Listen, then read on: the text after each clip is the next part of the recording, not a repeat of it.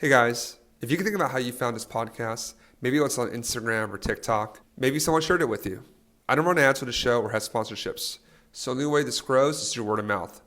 If this was valuable for you in any way, my only ask is if you could share this with someone who you think would help their investing journey or business. Thanks a lot, and let's get to the episode.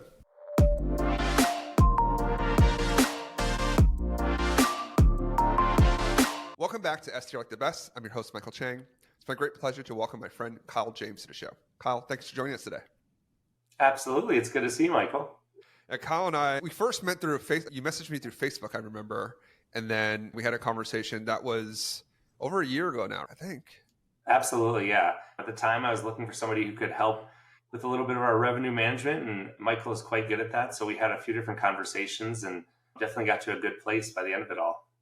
Yeah, no. And now a year later, both our businesses evolved. So it's great to have you on to the show. I want to really talk about today your journey through STRs. I think you have a fascinating way that you've been able to build your business. And I think the audience would benefit to hear your arc on how you've been able to build a business now that does 50 plus units, and you're super hyper localized in your market, and how that's helped you build your business and make it profitable for your owners to work with you. Really excited to share with the audience today. But why don't we start off by, do you mind just introducing yourself and giving the audience a bit of your background?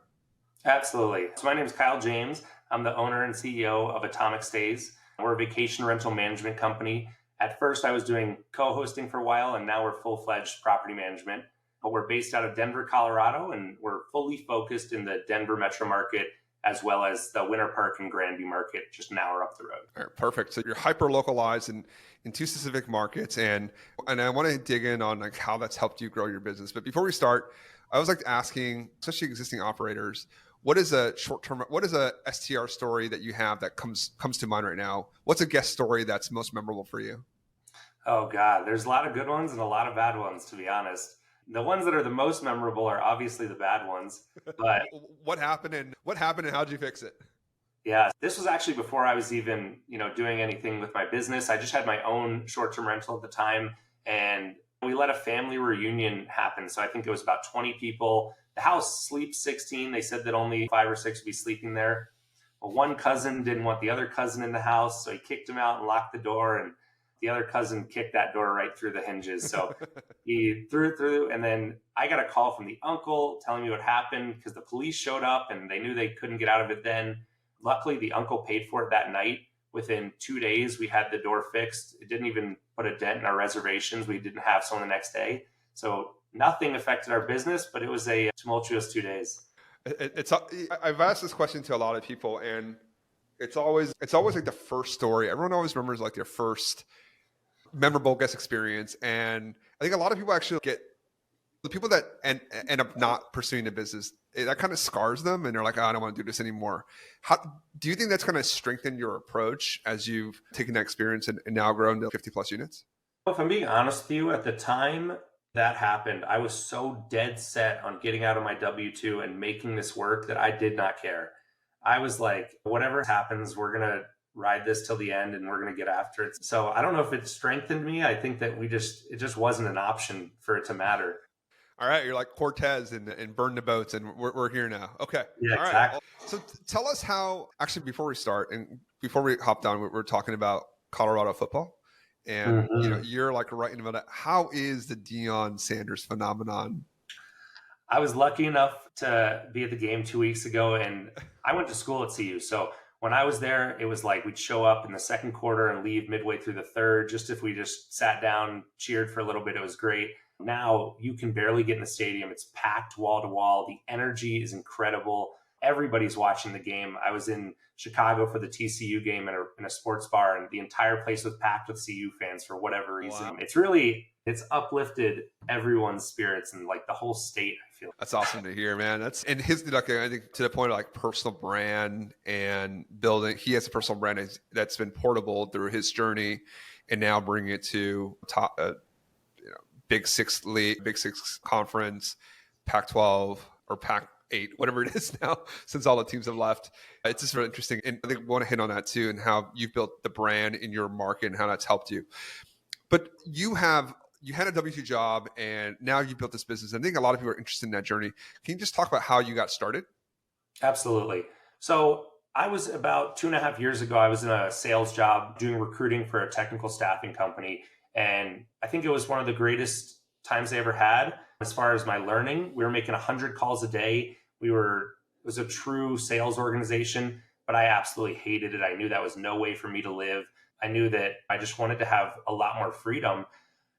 When COVID hit, I was laying on my couch watching a few different people on YouTube. I think I was watching Rob Built at the time talking about his journey. And I figured, what is this that they're all talking about? I didn't even know anything about real estate at the time. I didn't understand how to even underwrite a long term property, nonetheless, a short term property.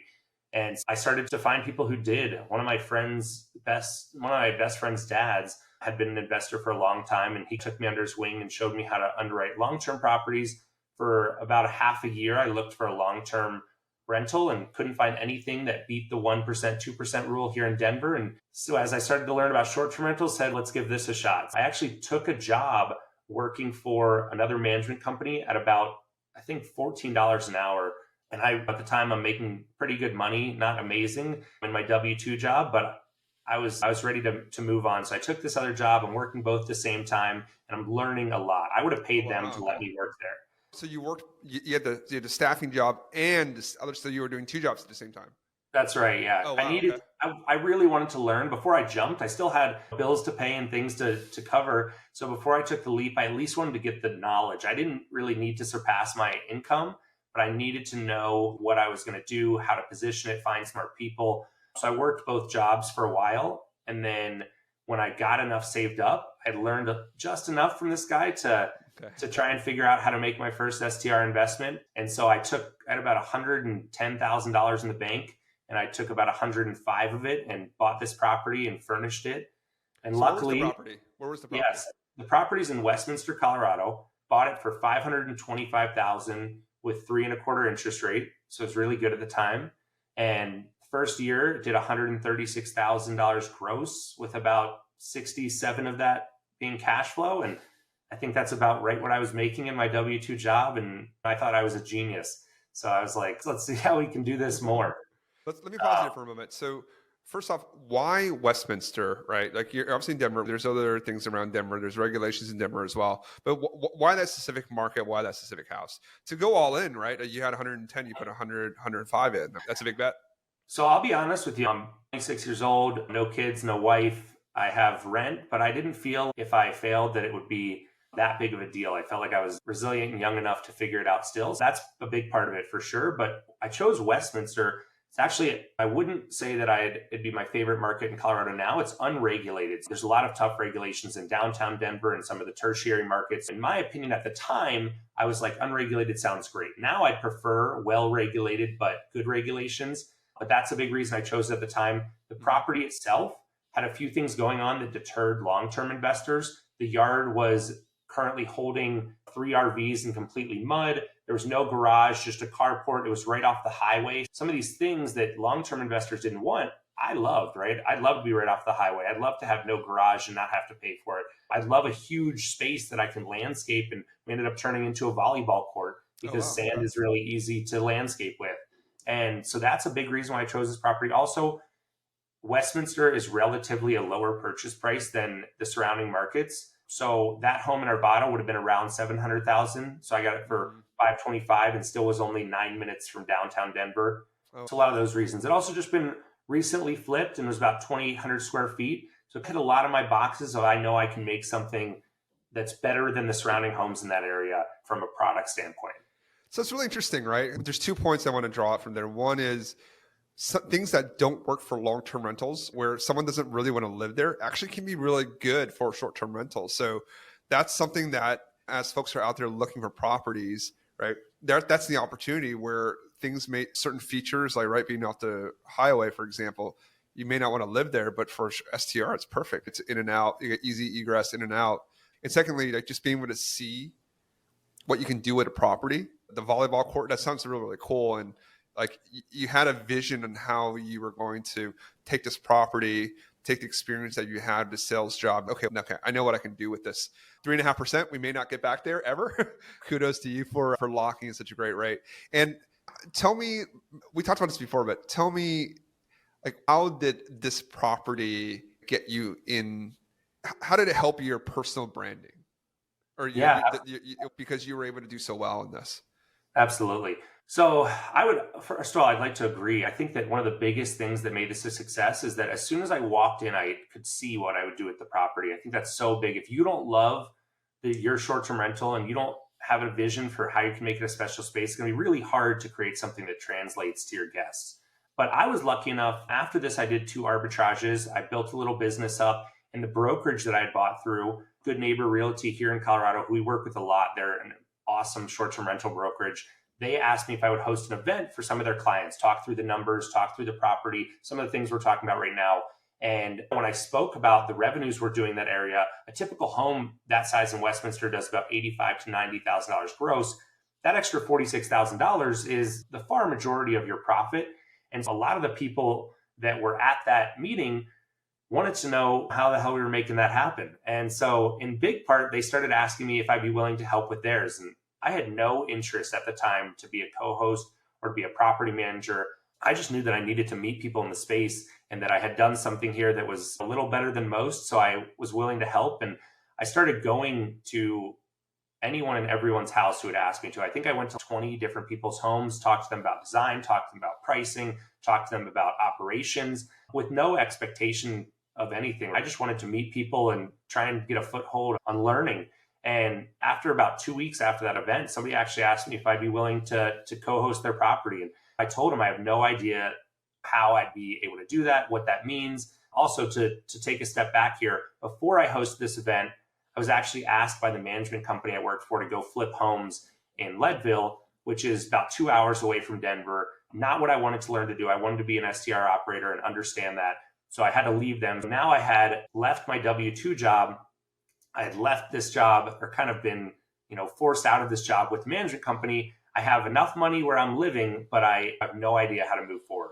This person asked me if I would be willing to coast. I said, I know a little bit about property management, but I had never, not only was this my first time co-hosting, I'd never started a business, right? I didn't know how to get an LLC set up. I didn't know how to do accounting. I didn't know anything in that space. So they had to really put their faith in me. And also I gave them a great deal. You do it at 15% in the beginning, you do what you can, and you work really hard. And they, sometimes that's the best way to get in, is giving them a deal and overperforming. Yeah, no, I think that's it's a great mindset to have, right? And one of just giving without the expectation of return. Like you talked to the realtor, obviously you want to build a relationship with them. They didn't have the skill set that you had. And then the willingness to go to 20 different homes and just really give them a real assessment based on your experience, like what it can do. And I think that's a great way to, one, meet people, and two, just build your network if you're starting from square one. And then 15%, it's not market, it's a little below market, but what you gave up in dollars, it felt like you kind of earned in tuition and trust. And I'm sure that owner is a huge advocate for you. Absolutely. As you continue to build your business. So I think it's a really good mindset to have to start. I think for us, when we first started our arbitrage unit, I would say my father-in-law was the one that had faith in us, or my future father-in-law had faith in us. He had a building's kind of overstating it. It's a 4-unit place in New York. One tenant moved out, and we were like, can we try it? And he was like, yeah, sure. They'll burn down the house. Like, no. And then we did it. And then the amount of money that we, after a few months, thought we could make, was like, wow, it was really eye-opening. And then that precipitated our journey. So as you look back, like, any other piece of advice that you can give to people as they're in that first step right now? They're in a job that they may or may not love, and they want to do more short-term rentals. They have a little bit of knowledge, but they really want to take that next step. What can they do? Yeah, for me, I went down the rabbit hole super hard. Not only was I going to all of these different homes and going to these meetup events and trying to get my own arbitrages, but I was also studying heavily. I was listening to as many podcasts as I could. I was trying to underwrite as many homes a day as I could. I was trying to build confidence around my skill set within this space and really trying to understand, why do certain homes do better than the others? What does it look like when you match up a good traditional investment with STR on top? and trying to figure that out. So my biggest piece of advice would be to waste your own time. And what I mean by that is that I think a lot of people get stuck in this. I don't want to go call homeowners to talk about arbitrage, or I don't want to do this studying because I don't know if I'm ever going to make it in this business. I was so willing to fail. I was like, I'm going to put all my time and effort into this. And if it doesn't work out, it doesn't work out. And that was the key to why it did work out. Yeah. That's it's great advice. Like that intellectual, I think one, just like having that intellectual curiosity to have some faith in yourself that you can learn it. And I think to your credit, being able to see the future to year in 2021, like this is going to be a big space. There's something here. I don't know exactly what the endpoint is, but I know that there is something here, and I'm going to do whatever I can to position myself where, if my bet is right, that if I do think STR is going to be a bigger part of real estate, of property management in the future, I position myself early enough in the sector that I'm going to be viewed as an expert in my market. So people will start coming to me. Really kudos to you for having that foresight. And I think for folks listening, just if you have that intellectual curiosity, you're listening to this podcast, other podcasts, excuse me, YouTube, Instagram, TikTok, whatever that source is, Facebook groups, all really good resources. Find someone that is maybe ahead of you, but that you can offer value to them. And it really will, I think, really pay multiples down the line. As you, and now look, you have, so what does your portfolio look like now, Kyle? Yeah, so we're at 52 units. We have some different deals closing as well. I own 2 properties, and then we manage another 50. And that's all here in Denver. We have one quadplex in Miami that we manage. It's a good relationship with the owner that I had, plus who doesn't want to have a property in Miami that they can go to. And then everything else is super local, and we're staying that way. We're not, when I first started, we went to 4 different cities in Texas. We were in Phoenix, we were in Miami, we were all over, and we scaled way back to just being into Denver.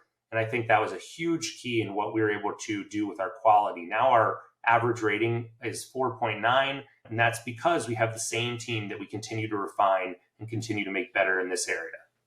So okay, that's a great point. Like just being hyper local and compounding your knowledge in one market. Where did you see when you started with multiple markets and then coming back full circle back to Denver?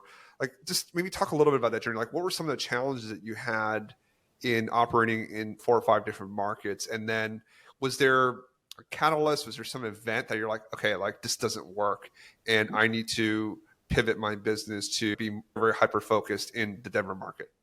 Absolutely. I managed the first, I think, 21 properties without hiring a VA or another employee. And being in 4 markets and doing it all myself, I was constantly hiring and firing and finding the new team. And that seemed like where I was spending most of my time. And it was keeping me from expanding the management company. Our Denver team was getting really good. Our other teams, frankly, weren't getting better. We were just continuing to find new people and they had the same problems. And my systems weren't as good at the time. So I was really reliant of trust in those people that were putting on the boots to the ground. And we could trust our team here, but we couldn't really trust the teams there. And that was a catalyst for 2 things. One, I hired my first employee and my first VA on the same day because I knew I needed to grow the team. And 2, we decided that once we get a few properties to replace them, that we're going to get rid of anything that's not in Colorado. That was a big eye-opening moment. Plus, you're not always making money on some of those homes as well. Yeah, that's return on hassle, return on capital, return on hassle. Exactly. What was your litmus test for, as you talked about a good employee, a good VA versus someone that you had to replace eventually and cycle through that? Like for someone that is in your same situation right now, that's managing everything themselves, what can they look for in a person that's going to be their right hand man or woman that will help them grow their business? Yeah. In this business, at least the way that we do it with full service management, you're a 24/7, 365 hospitality company. So first and foremost, that person has to be so willing. My right-hand man is a guy named Alan. It doesn't matter what is going on. He makes himself available. I couldn't have gotten to this point without him. And I think that's so key as you're growing. I'm willing to do that, right? Because it's my business, but finding that in an employee is very tough. You have to make it worth their while. So not only do we obviously pay him a good salary, but we try and figure out ways for him to do investments, for him to learn, and for him to be able to possibly build his own business in this space. You have such a forward-looking and giving mindset. And like that's a credit to, and I believe a big part of why you've been so successful so quickly is, and I think a lot of people have this issue where why do I like gatekeeping information or gatekeeping relationships? The thing is, if it only exists in your head or just in your phone, right, it actually isn't worth very much, right? Because there's only so much leverage you as one person can get from that knowledge, that relationship. But if you expand and share that information, other people are able to make money from that or gain some kind of value from that, then they'll look to you and say, hey, yeah, no, like I remember like Kyle was with me there in the beginning, and it may not be monetary, it may not be day one, but down the line, oh yeah, I have something. Oh, we'll be a good fit. Oh, let me connect you with Kyle. He's a great guy. And that's how business relationships were formed. And look, Kyle and I, we started a business relationship. We tried it for a few months and ended up like not being the best fit for both of us. But we're still here, right? We still have kept in contact throughout. I think a testament when I saw how Kyle was running his business, like this is a person that is going to do really well. And to the extent that I can be part of his journey, I would love to do that. And to see how much you've grown since we stopped working together, I think probably like February this year, and see, I remember because I was in Taiwan, we had a conversation, and to see you now, like it's truly great to see. I want to hit on something. I think a lot of folks here, I'm big on the arbitrage strategy. I've used that to build my portfolio. And now, look, I know you started with co-hosting, had a little bit of arbitrage, and then now fully property management / co-hosting, which is you're managing properties for a fee for the owners. Can you just talk a little bit about that journey? Like why arbitrage and then why it didn't work out, and how, and then now that you've pivoted to a pure co-hosting strategy? Sure. So when I first purchased that property, that was all my money, right? So I needed to find a way to do another investment with less capital, which brought up the idea of arbitrage. And frankly, at the time, I didn't think that people would trust me with their homes because I only had the one. And I was like, why would they trust me? There's all these big companies. That's why I had jumped into arbitrage. And we did it within the single family home model. I know that you're doing it more within the multifamily side. Within the single family side, to me, it brought a lot of headaches. Your owner in the multifamily side, it's advantageous for them to lease up their building and keep you in place in your lease because of their NOI.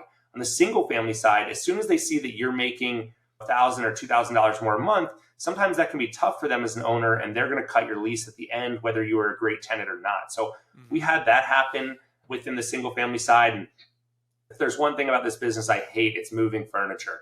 And I felt moving furniture every time these arbitrage leases would end. And don't get me wrong, people have teams that crush that and do it great, but I was doing it all myself. So it felt like I had to put a pause to my business for 2-3 weeks. Every time a lease would end, we'd move it. And when I learned about the co-hosting, that was the side that I really liked. I love the system building. I love being behind the computer and delegating and finding good team members. But the movement of furniture is truly the reason that I got out of the arbitrage space. No, I've moved a few units myself, especially in the beginning with me and Liz, my wife. And yeah, no, zero desire to ever do that ever again. One thing we've done is one, sign longer leases, and two, have like options, performance options where they can't kick us out. We didn't do that in the beginning to our detriment, but there are ways that you can structure around that. But to your point, like if an owner gets those NVIs, you're like, hey, why are you making all this money? I can do it myself. Maybe they can, maybe they can't, but it sucks for you or for the leaseholder because you've done all this work to build something, and you don't really make that much money in the first year. Like you get your capital back, you make a little bit. You really make that money that second and third year. That's when you really can earn a real return on that. Because the first few months you're setting up, you're working through some of the kinks, and then hopefully you hit good seasonality, you're making money, and then you can just go through a low season, and then you like, looking forward to the next one. And then they cut your legs out, and you're like, oh, this is brutal. No, I've definitely gone through some of that. Multifamily owners do that too, but one nice thing about multifamily is the owners definitely, they're not the actual person you interface with. It's usually like a property manager on the ground. And for them, they actually don't really care if you're making money or not. All they care is you're paying your rent because that's what they're judged on. So you can do whatever the heck you want as long as you adhere to the terms of your lease. They're just like, great, you're making money. This is the 3% increase and signed a renewal, and I'm going to go on vacation. Yeah, exactly. Sorry, go ahead. As we got more savvy, we started putting different things in the lease that definitely made it easier. I think, to be honest with you, kudos to you, because I think arbitrage might be the savviest of the business models when you put all the different things together and how many people you're coordinating between and how you have to coordinate those leases. So the people that do it well are definitely some of the top players in this game because of everything they got going on. You're way too kind. Way too kind. Thank you. I appreciate the compliment. I think we 6 years, right? We've learned how to do it. And for us, we just do it in Philadelphia. Like we have one Mm-hmm. market that we know, a couple owners we have long-standing relationships with, and we have our team on the ground. Adding more units isn't that hard, right? We know what works, what doesn't. We have our avatar, and we just continue to compound that. And that's why, like, your story really resonated with me, because that's exactly how I've looked at it. Like, I can't. One, I don't want 100 units. Two is I want to be just really good at one thing because I know how compounding works. And the more that you can compound relationships, capital, the experience, you're going to make more money with less work, right? Because you're able to just to amortize all that work that you've done before versus going to a new market. You got to set everything up again and you're starting from square one. Yeah, I know. As we wind down the conversation, what's your plan for 2024? Before I go there, there's a big meme on Airbnb bust, right? Like a lot of people are losing money. They're losing their leases. They're losing their homes. Maybe just for Colorado or your Denver market, are you seeing big drops in revenue? Are you seeing owners like not making their rent or their mortgage payments? What is the market health right now? Yeah, so I would say that my thought on it throughout this year has been we've seen a lot of hosts leave. A lot of those hosts, though, almost every single one of them did what I would call the home goods special, right? They find the cheapest or the cheapest property, they find the cheapest furniture, they put it in there and they wonder why they're not making good money. The homes, I looked in my portfolio at 8 or 10 different homes just last night, and every single one was outperforming last year. So I do think that the hosts that are staying are actually getting more guests now. The properties that we've taken on over the last year have only been 4-bedroom plus unique properties. That's been a big help, right? Those properties stand out heavily. And so my sentiment has been really great. We've been doing better this year than last year. It's been awesome for us and our owners. But yeah, there's a lot more homes for sale now. So it's a holistic fear in the marketplace, it feels like. Yeah, it's funny you say home goods out. I call it IKEA out of the box. It's funny, similar terminology, and I think you hit on a great point. You got to find a property that works. Not every property works. When things were great during post-COVID and everyone wanted to travel, like everything worked just because it was a new thing, and whatever you put on Airbnb, it worked. Now is absolutely not the case. You need design, good location, good operations. It's much more of a business now. So if you're a hobbyist, like maybe you're lucky and you have a great property and it just works. But generally speaking, if you're in that middle of that bell curve, that 20-80%, like 20 to 80 percentile, you have to have something differentiated, right? The design has to be on point. Your location needs to work. There are multiple factors that work together to create a successful property. And for folks that are listening that are looking to buy a property, like just really make sure that it's somewhere that you'd want to stay, right? You can see yourself there, right? What type of guests are you hosting? There's something uniquely different about it. If you're buying that same property that in an HOA that a builder's building 100 of, right? Like, how are you going to differentiate yourself? Maybe there's a fantastic view on there. Maybe it's in a great location. Whatever that is, just really be thoughtful about that before you make a big investment. So on to the second part of that question, what's the plan for Atomic Stays in 2020? When I first started this company, I obviously was thrown into it a little bit, but as we got going and I tried to formulate what my 5-year plan looks like, I knew that operations was at the base of any business model that I wanted to do within short-term rentals. So for the last 2 years, we've been building our operations and getting it to a place where it's running like clockwork. And we have a great team. And now, I'm not to say the world's my oyster, but I'm in a much different position. So we are absolutely looking to grow our co-hosting business, our property management business with more properties. But with the market the way that it is, with lots of homes for sale, with interest rates high, I'm looking to take advantage of creative finance as well, trying to pull in more ownership through doing sub-2 deals, through assuming mortgages, through trying to work with these homeowners that might be in a bad space to make a win deal. So going into 2024, we're focused on growing the management business, continuing to upgrade our operations, and pulling in through more acquisition through creative finance. So for folks that are looking to invest in the Denver market, I'm going to have Kyle's Instagram link in the show notes here. So definitely reach out to Kyle. If you're in Denver, you want to invest in Denver, if you have questions on short-term rentals, I'll say I've talked to a lot of people, and Kyle really is one of the top operators in nationwide. And if you're lucky enough to be in Denver and have a nice home, I think it's a conversation worth having. As we wind down, my last question, and which I ask everyone, is business is a team sport, and we wouldn't be where we are today without the folks around us. What's one of the kindest things that someone's done for you along this journey that's really helped you along? A lot of those first relationships I made, especially with Good Neighbor Realty, it's run by a pair named Chantal Dwam and Peter Hugh, and they have supported me so much. I think out of our 52 homes, they've probably sent me 30 clients throughout the years. But what's interesting is we do no referral fee with them. The business relationship we've built of they can trust me, I can trust them, has been so much more fruitful than any type of referral relationship we could have ever made. So I'd give a huge shout out to them. And they've been so pivotal, not only in my business growth, but also in my knowledge growth throughout this time. So I'd say that's got to be number one. Shout out to Good Neighbor Realty in Denver. Kyle, thank you so much for spending time with. I know you're super busy. Hopefully, one day we can go watch a game together. Hopefully, CU continues its meteoric rise in the college football rankings, and I can sneak out a trip to Colorado to go watch one of the games. But thank you again for spending time with me today. Really appreciate you sharing your knowledge with the audience. Absolutely. Well, thank you, Michael. And yeah, come on out, but wait 3 weeks till Travis Hunter's back. He's electric.